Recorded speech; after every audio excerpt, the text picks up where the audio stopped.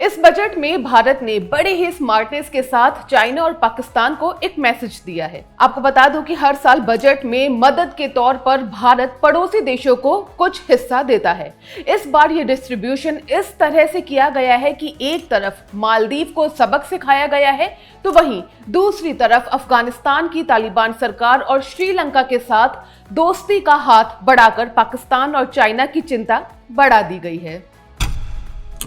भारत की finance minister Nirmala Sitharaman ने इस साल का केंद्रीय बजट संसद में पेश किया है। बजट में सबसे ज्यादा पैसा रक्षा मंत्रालय को दिया गया है। आपको बता दूं कि मदद की दृष्टि से हर साल भारत अपने पड़ोसी देशों को बजट में से एक बड़ा अमाउंट देता आया है। हाँ, ये अमाउंट फ्री में नहीं दिया जाता है, इसके पीछे होती है कूटनीति। ये डिप्लोमेसी का एक पार्ट है।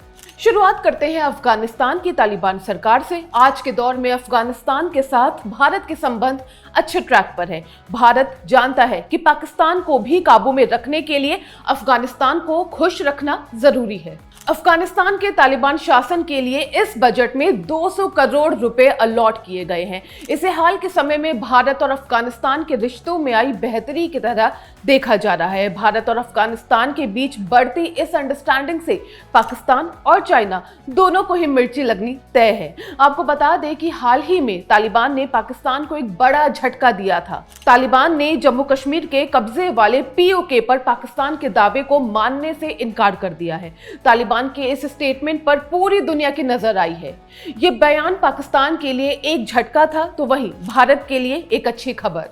अब आते हैं भारत के नए नवेले दुश्मन मालदीव पर।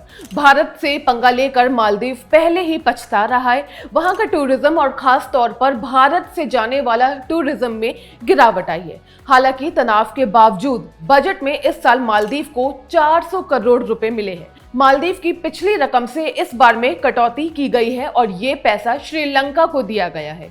इस कदम से एक तो भारत ने मालदीव को लाइन पर लाने वाला काम किया है और दूसरा श्रीलंका की मदद बढ़ाकर चीन की टेंशन भी बढ़ा दी है।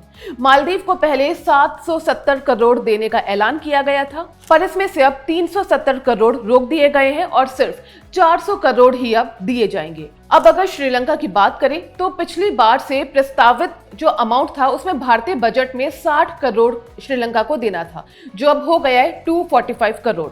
साफ दिख रहा है कि एक जगह से काट कर दूसरी जगह पैसा एडजस्ट किया गया है। मालदीव का बजट काट कर श्रीलंका को दिया गया है। इस बार के बजट में सबसे बड़ी मदद की गई है भूटान की।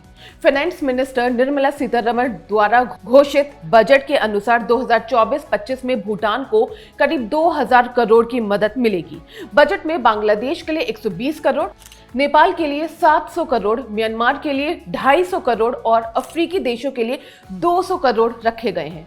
यूरेशियन देशों के लिए 20 करोड़, लैटिन अमेरिका देशों के लिए 30 करोड़, दूसरे जो विकासशील देश हैं उनके लिए 125 करोड़ और मॉरिशस के लिए 370 करोड़ रखे गए हैं। खैर, जिस तरह से इस बार मालदीव को साइड कर अफगानिस्तान और श्रीलंका पर फोकस ज्यादा किया गया है, उससे तो साफ लगता है कि भारत ने बड़ी ही चतुराई से एक तीर से दो निशाने लगाए हैं। जहां चीन की नजर आए दिन श्रीलंका पर रहती है, वहीं पाकिस्तान के अफगानिस्तान के साथ रिश्ते बेहद ही इंपॉर्टेंट है और इस बजट में भारत ने इन दोनों देशों को खुश किया है। आपको बता दें कि हाल ही में अफगानिस्तान की तालिबान सरकार ने पीओके पर पाकिस्तान को भी खारिज किया था। एक तो पहले ही पाकिस्तान की नींद इस बात से उड़ी हुई है कि भारत के बजट में जितने नंबर्स हैं उतनी तो उनकी इमेजिनेशन भी नहीं है, और दूसरा अब भारत और अफगानिस्तान की बढ़ती दोस्ती से चीन और पाकिस्तान दोनों को ही मिर्ची लगनी तय है। बाकी इस बजट के बारे में आपकी क्या राय है, कमेंट बॉक्स में जरूर बताइएगा। मैं हूं गरिमा, आप देख रहे हैं स्विच।